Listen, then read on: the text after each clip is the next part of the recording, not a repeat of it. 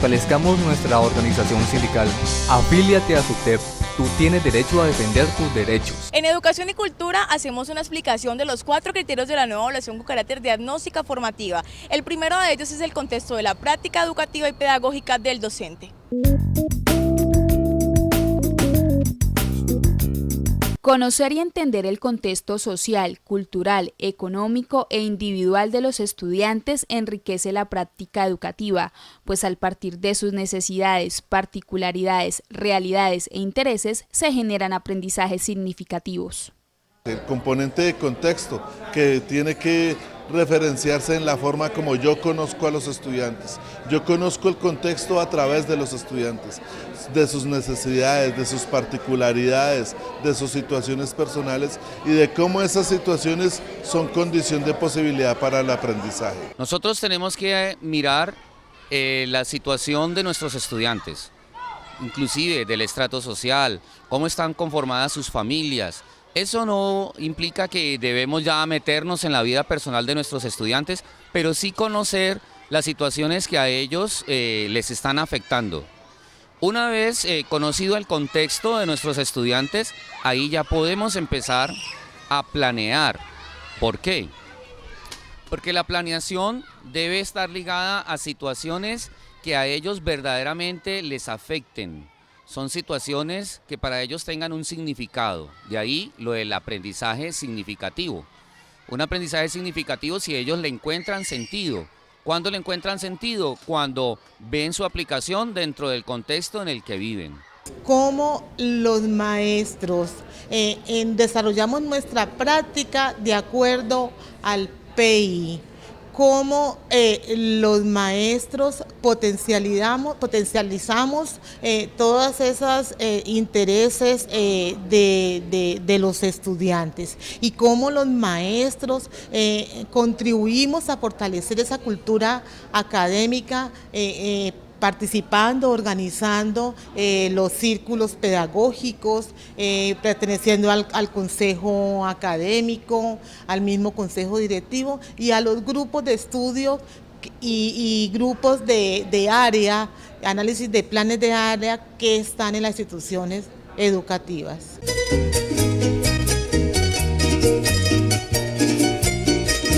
Seguimos explicando los criterios que serán tenidos en cuenta para valorar a los docentes del decreto 1278. La reflexión y planeación de la práctica educativa y pedagógica de los docentes es el segundo criterio. Veámoslo.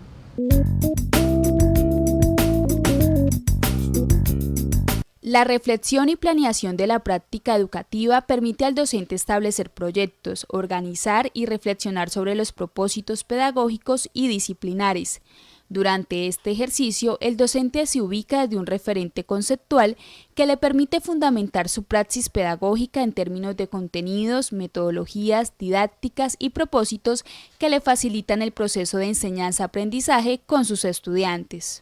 El segundo componente es la planeación. Yo planeo, yo reflexiono, pero yo construyo la planeación y la reflexión de acuerdo a un objetivo claro y de acuerdo al dominio pedagógico y disciplinar, al dominio del tema y a la importancia del tema en relación con ese contexto y esas necesidades. La reflexión es el componente conceptual de la práctica pedagógica, es decir, es mirar cómo el maestro mira ese proceso, cómo el maestro analiza, cómo el maestro comprende esa práctica pedagógica para fortalecer el proceso de enseñanza, aprendizaje y lograr construir conocimientos significativos para los estudiantes. Hago la preparación básica, que es buscar los temas de acuerdo a los planes de estudio en el área que me corresponde.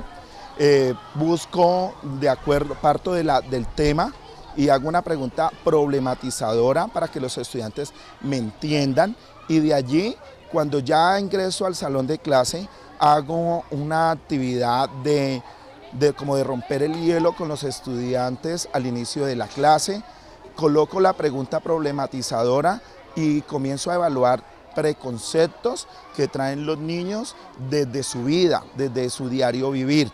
Empiezo allí con ellos, luego al nivel teórico a despejar dudas, a despejar inquietudes que los niños tienen acerca de cada una de las preguntas. Después de que los niños tienen claro el concepto, comenzamos ya a tomar otro tipo de preguntas un poco más a fondo de la temática. Luego empezamos a desarrollar actividades con este tema.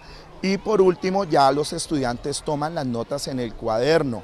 Dejamos actividades como trabajos dentro del aula para que los estudiantes realicen, actividades en casa, que ellos tengan contacto con su entorno.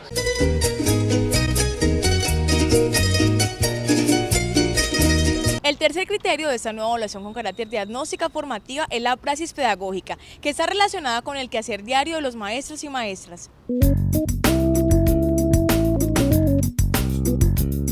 La práctica educativa de los docentes es una actividad dinámica y reflexiva que comprende los acontecimientos ocurridos en la interacción entre el maestro y sus estudiantes. No se limita a los procesos educativos que tienen lugar dentro del salón de clases, sino que también incluye la intervención pedagógica ocurrida antes y después de los procesos interactivos en el aula. El tercer componente es la praxis. La praxis tiene que ver con el quehacer del aula, con la interacción de los estudiantes con ellos mismos y con el conocimiento. Es un proceso que refleja y que recoge la participación, la dinámica, la comunicación, participación del estudiante con el diálogo a través de preguntas, a través de la comunicación de doble vía, pero también con actividades, con laboratorios, con talleres, donde ellos a través de los procesos activos demuestran que están aprendiendo.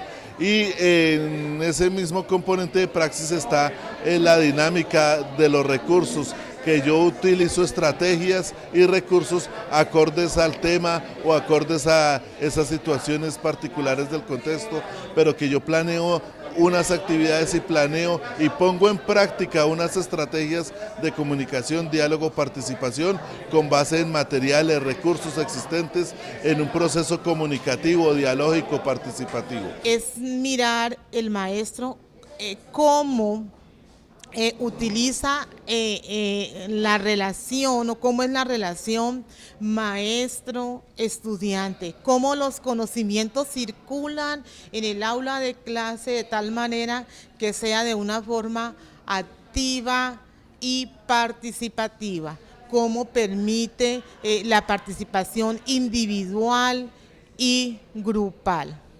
Y en la parte de la didáctica, cómo esos aspectos y esas cosas son tenidas en cuenta para darle movilidad a esa relación en el aula, cómo utiliza el material didáctico, cómo tiene en cuenta las individualidades de los estudiantes, cómo se tiene en cuenta los aspectos tecnológicos que tenga el contexto y la institución educativa y cómo pone esas actividades organizadas de tal manera que el diálogo le permita construir un conocimiento académico y participativo. ¿Les sirve a ellos? ¿Esto que les voy a enseñar va a ser de necesidad para desenvolverse en su cotidianidad? ¿O simplemente es un tema que hay que darlo porque lo manda el ministerio y punto? No, la reflexión tiene que ir mucho más allá. Tenemos que dar lo mejor de sí para poder trascender en la vida de la formación de nuestros estudiantes. La reflexión pedagógica es entonces el pan de cada día en nuestra labor. Si no reflexionamos en lo que hacemos, simplemente nos volvemos como autómatas. Repetir y repetir contenidos, repetir y repetir lecciones, pero no hacemos el alto y nos preguntamos, ¿esto que estoy haciendo sí les está llegando a mis estudiantes? ¿O son solamente letras en la planilla, pasó, no pasó? No, la reflexión va a ver qué es lo que realmente están aprendiendo y para qué les sirve a cada uno de ellos.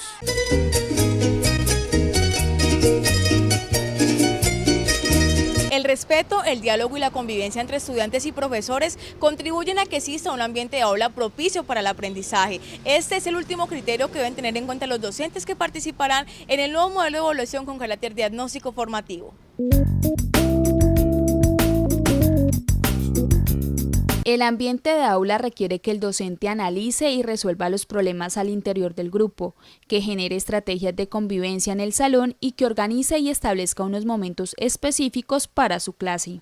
El cuarto componente es ambiente de aula, que tiene que ver con la convivencia, con el diálogo, con el respeto, con el cumplimiento de normas y con que la clase tenga una estructura, un inicio, un desarrollo. Y obviamente que haya una estrategia de motivación, unas estrategias para concentrar la atención, para llamar al estudiante a concentrarse, a estar presente, interesado y motivado por el tema. ¿Qué relación se da entre maestro y estudiante? ¿Cómo hay una comunicación asertiva?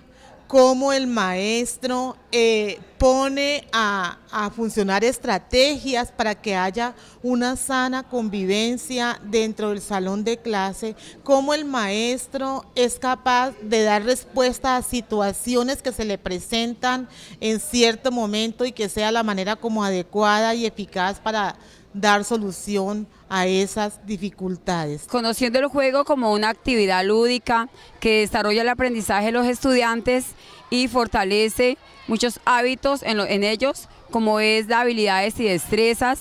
Esto motiva también al desarrollo motor, el desarrollo intelectual y social, logrando el juego como un mediador entre el aprendizaje y la enseñanza. Los estudiantes han logrado tener hábitos de trabajo en equipo, de trabajo colaborativo, trabajo cooperativo, fortaleciendo el liderazgo, los valores.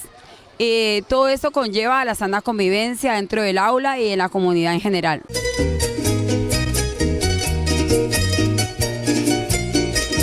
El video que deben presentar los maestros para la nueva evaluación con carácter diagnóstica formativa tiene 3 momentos. En Educación y Cultura les explicamos cada uno de ellos y las recomendaciones que se deben tener en cuenta a la hora de grabar.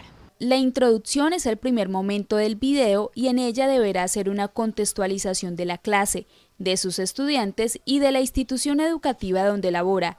Esta parte del video deberá tener una duración de 3 a 5 minutos. Soy el profesor Hernán Alonso Navia López, oriento el área de matemáticas. A continuación voy a compartir una clase de geometría con el grado 5-3 de la institución educativa María Antonia Penagos del municipio de Palmira, departamento del Valle del Cauca. Este grado se ha destacado por ser un grado muy acucioso, le gustan las matemáticas y son unas personas muy pero muy interesadas en el saber. Su estrato social está entre el estrato número 2 y el número 3 y estamos ubicados en la zona sur del municipio de Palmira. El segundo momento debe tener una duración de 40 a 50 minutos y en ella deberá mostrar el desarrollo de la clase y su interacción con los estudiantes. Recuerde que en este momento no se puede realizar ningún corte en la grabación. Primero que todo, pues tenemos que saber, o todos ustedes tienen una idea de qué es capacidad. ¿Listo? Entonces voy a colocar acá qué conocimientos previos tienen acerca del concepto de capacidad. Entonces voy a ir preguntando por cada equipo de trabajo. ¿Qué idea tienen ustedes acá? ¿Qué es la capacidad? Cuando les hablan de capacidad, ¿qué entienden por capacidad? La misma pregunta para ustedes. Quienes tengan ya la idea, señor, espacio, yo voy a ir colocándolas aquí. Espacio, peso, vamos a ver, por acá tienen volumen, por acá nos hablan de qué, masa, todas tienen que ver en parte con capacidad, pero, gracias, pero la capacidad es más precisa. La última parte del video consiste en una reflexión sobre la clase, las fortalezas, los aspectos a mejorar y las circunstancias externas que afectaron el desarrollo de la misma. Este momento deberá tener de 3 a 5 minutos. Ya hemos terminado la clase de geometría de medidas de capacidad. Los estudiantes han mostrado dominio del tema en su gran mayoría. Muy pocos presentaron dificultad, algunos se distrajeron, pero con ellos haremos un trabajo especial para poder que les quede el concepto bien claro. Teniendo el concepto claro de las medidas de capacidad, pueden aplicarlo en cualquier situación de su diario vivir. Es importante que practique antes de hacer el video que presentará ante el Ministerio de Educación Nacional, que tenga en cuenta los tiempos de cada parte y que se asegure que al momento de hacer la grabación quede la fecha y la hora en la que lo está realizando. Las recomendaciones es primero que estudie muy bien los materiales, los temas, los decretos, las normas, las matrices de análisis de los videos. Segundo, que prepare muy bien el proceso, que no lo improvise, que estudie, que planee, que hable con sus estudiantes, que ambiente entre los estudiantes que va a elaborar un video y que ese video debe mostrar lo mejor de su clase y lo mejor de ellos participando en la clase. Y segundo, pues que tenga con mucho cuidado en lo técnico, pero que se concentre en lo pedagógico. Esta es una clase para mostrar el potencial pedagógico del maestro y cómo ese potencial pedagógico del maestro es parte de nuestra dignidad, de nuestra profesión, de nuestra